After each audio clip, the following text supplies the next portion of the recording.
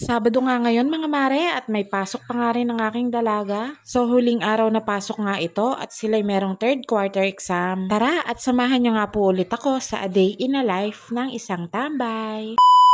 So hello again mga mare.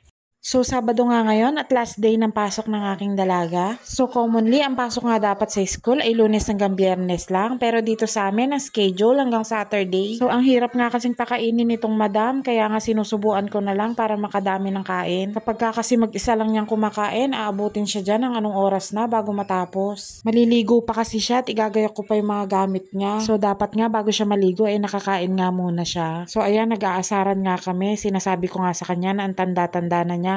Nagpapasubo pa siya.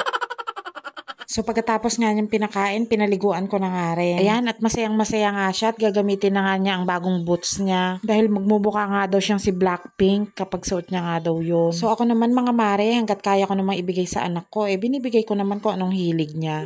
At alam nyo ba, nakukuha pang mag-lipstick at mag-makeup niyan. Hinahayaan ko na nga lang din dahil dun nga daw siya masaya. Sa ganitong edad nga kasi, nag-i-start ang curiosity nila sa mga bagay-bagay. At ako naman bilang nanay ay sinusuportahan kung ano nga ang hilig niya.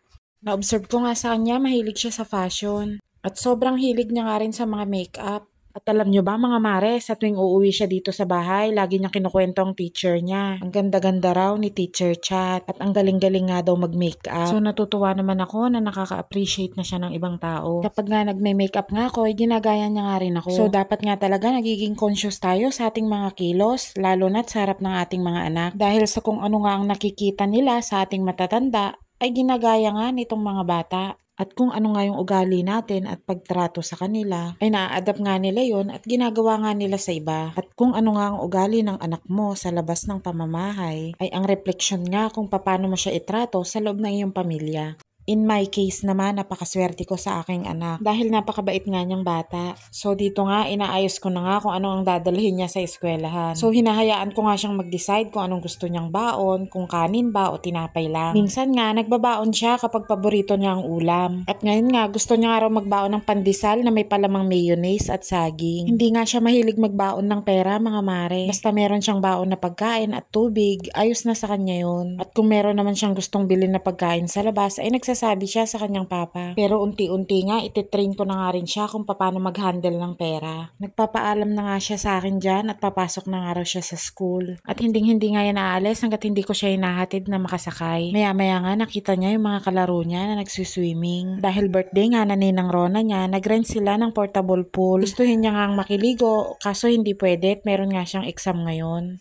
Ilabas kayo muna sa nadating ako. Labas kayo sa pool. Sige na, later! Pagkagaling from school. So ayan nga, at nagbibili na nga sa kanila na lumabas nga raw muna sa pool. Bye!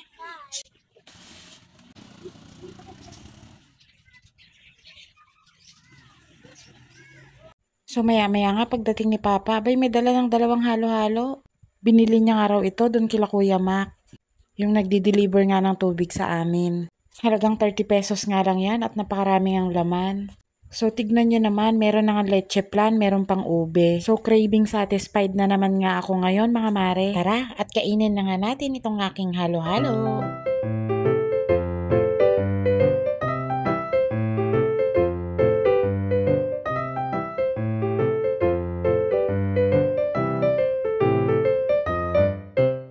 So ayun nga mga mare, after ng halo-halo, abay nagyaya naman itong aking kumare na kumain nga raw kami sa kanila at birthday niya. So napakarami ko ngang busog ngayong araw mga mare. So pagkatapos ko ngang kumain at may konting inuman, aba ako'y nahihilo na.